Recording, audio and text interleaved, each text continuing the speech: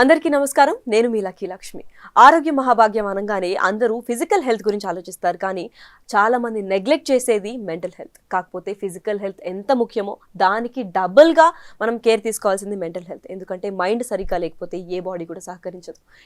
దాని గురించి మరింత ఇన్ఫర్మేషన్ ఇవ్వడానికి చాలా top most general physician doctor Likhita Dasari గారు కూడా మనతో ఉన్నారు. తన పర్సనలైజ్ క్లినిక్ కూడా కొండాపూర్లో ఉంది. అంతేకాకుండా తను శ్రీ హాలిస్టిక్ హాస్పిటల్ కూడా అడ్వైస్ ఇస్తూ ఉంటారు. అక్కడ కూడా ట్రీట్మెంట్స్ కొనసాగిస్తూ ఉంటారు. అసలు మెంటల్ హెల్త్ ఎంత ఇంపార్టెంట్, మామూలుగా అంటే ఫిజికల్ హెల్త్ కన్నా మెంటల్ హెల్త్ వల్ల ఎందుకు ఇష్యూస్ ఎక్కువ వస్తూ ఉంటాయి, చాలా మంది సూసైడ్స్ చేసుకుంటూ ఉంటారు, ఆత్మహత్యలు చేసుకుంటూ ఉంటారు, మెంటల్గా టార్చర్ అనుభవిస్తూ ఉంటారు, దానివల్ల స్కిన్లో బాడీలో చాలా స్లిమ్ అయిపోతూ ఉంటారు, ఎక్సెసివ్ ఒబేజ్ అయిపోతూ ఉంటారు, డిప్రెషన్కి గురి చేస్తూ ఉంటుంది.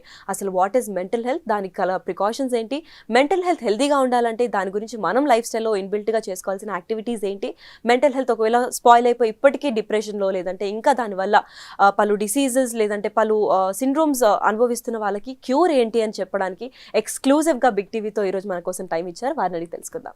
చెప్పండి. నమస్కారం డాక్టర్ లిఖితా గారు. మీ గురించి చాలా వింటూ ఉంటాం బయట. మెంటల్ హెల్త్కి చాలా ప్రయారిటీ ఇస్తూ ఉంటారు మీరు. Why is mental health prioritize than physical health? So physical health అనేది మనకి బయట కనిపిస్తుంది. మనం ఇల్లు ఉన్నామంటే మనం పట్టించుకోకపోయినా ఎదురు చూసే వాళ్ళైనా పట్టించుకుంటారు. But when something wrong with your brain or లోపల్గా సైకలాజికల్గా అది ఎవరికి కనిపించదు until unless we speak up for it. ఇప్పుడు మనకి మెంటల్ హెల్త్ ఇష్యూస్ అనేది ఉమెన్లో మెన్లో ఇద్దరిలో ఉంటాయి.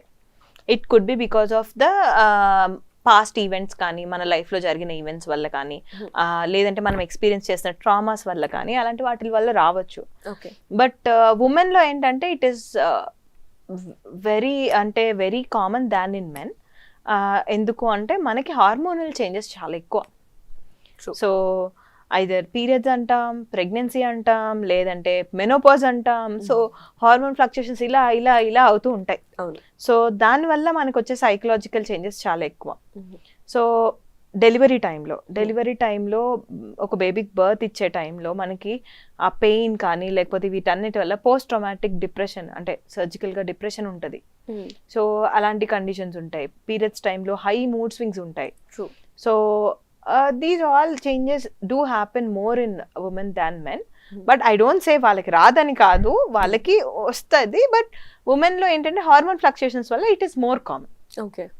సో స్పెసిఫిక్గా మనకి డిప్రెషన్ ఇలాంటివన్నీ అంటే మనకి పోస్ట్ డెలివరీస్ ఎక్కువ ఉంటాయి అండ్ మెనోపాజల్ టైంలో ఇంకా చాలా ఎక్కువ ఉంటాయి. So it's better to take a professional help if you are unable to tolerate